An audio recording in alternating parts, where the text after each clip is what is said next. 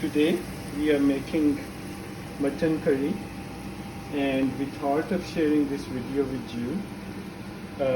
For the mutton curry, we start with frying onions, and for that we use an onion and a half, large size onion, and we are frying it in about half a cup of cooking oil. Use any cooking oil up to your taste, and our goal is to get this onion up to approximately light to medium brown.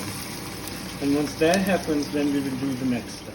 For mutton curry, we are going to use goat meat. This is fresh goat meat, and it has been nicely washed, and we are resting it in a pot so that the water could drop out and the meat could get a little dry.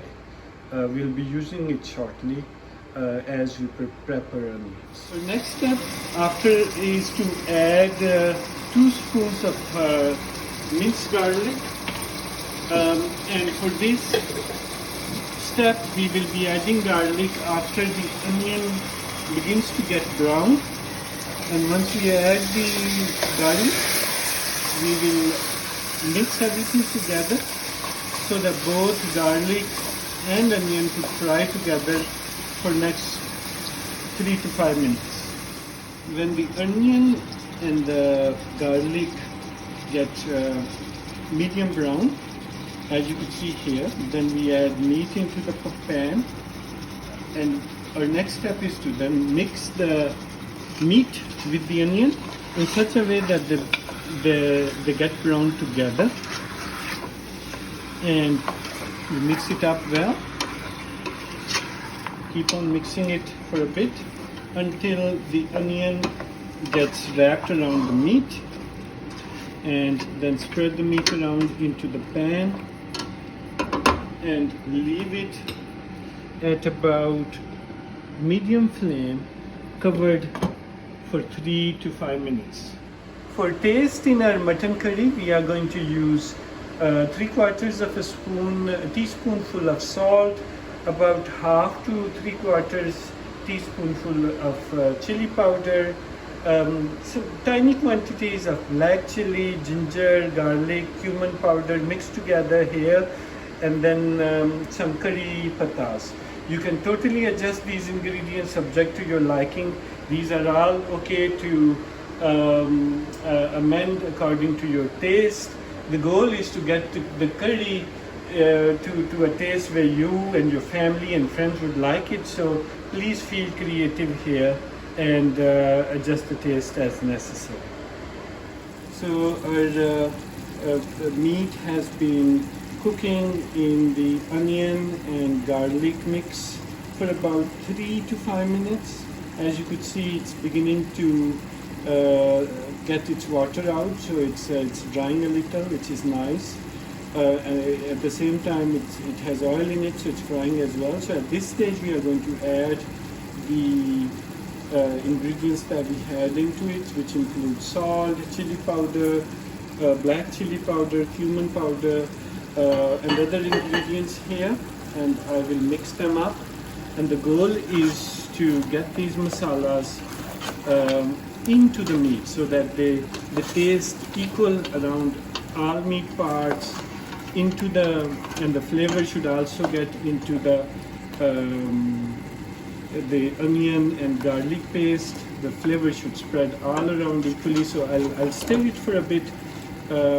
What I'll do is I'll put lid on it. Then after every 3 minutes for maybe like 2 or 3 times, I'll mix it up so that everything gets mixed up well here. For more taste into the mutton curry, we are going to use 2 tomatoes. We are going to cut them into finer pieces possibly if we can, because that will cook it quicker. You can also cut it into the medium sized cubes, maybe 4 or 8 halves of each piece of tomato. Either way is good. You just want to make sure that the tomatoes are cooked well. They do not, when the curry finishes, everything should dissolve as much as possible, including the tomatoes. And it's always good to pick up ripe tomatoes. They taste well, and they also dissolve easier. As you will notice here, our meat has been mixing up well and cooking well into the onion, garlic, and different masalas, salt, chili, pepper, etc. that we added. It's going really nice right now. It's beginning to form a color. I have been mixing it up a little every 2-3 minutes for the past 10 minutes or so. Tomatoes. So we have had the tomatoes on the meat for about 5 minutes, and we are going to now mix them up into the paste. You could see like clearly the ingredients are caramelizing at the bottom. Tomatoes have they have been softened and they're mixing up well. And we will do this once more in about another 5 minutes. Mix up things again, and then eventually add water just to mix things up. In this step, we are going to add water into it. I'm using a cup full of water here. You could use a cup, maybe a cup and a half if you want to keep it more runny. As you could see, it has really made into a single paste alongside the meat. The meat has really cooked into the paste that we had. Now we are going to focus on getting the gravy prepared, and in this process we're just going to leave the heat at medium and let it cook for about 10 minutes. It will cook, the water will cook with the meat and the sauce, and it will become a gravy. Our hope is to finish it when the water is approximately 3/4 of what it currently is. So in about 10 minutes, hopefully it will get there. So we are going to now see how did it go. I've just switched my stove off. So, and as you could see, it's looking great.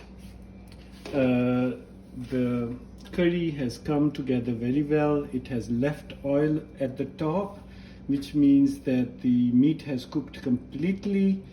The ingredients we are going to test if they are mixed up well, but it's on the top, it's looking yummy. So let me try to stir it. Yeah, as I move my spoon, everything looks nice and mixed. The meat looks well cooked, and the color is really curry-like. I've kept it a little runny so that I could eat it with both bread as well as rice. But if you want, you could cook it for a little longer. You could even remove the lid to get it a little dry, or you could keep it running like this. It's tasting beautiful. So finally, about serving this curry, you can serve it in a large serving pan, or in a small bowl like this, or in a plate.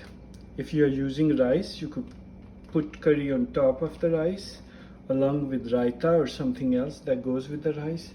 But as you could see here, it's giving a very nice curry-like texture on top.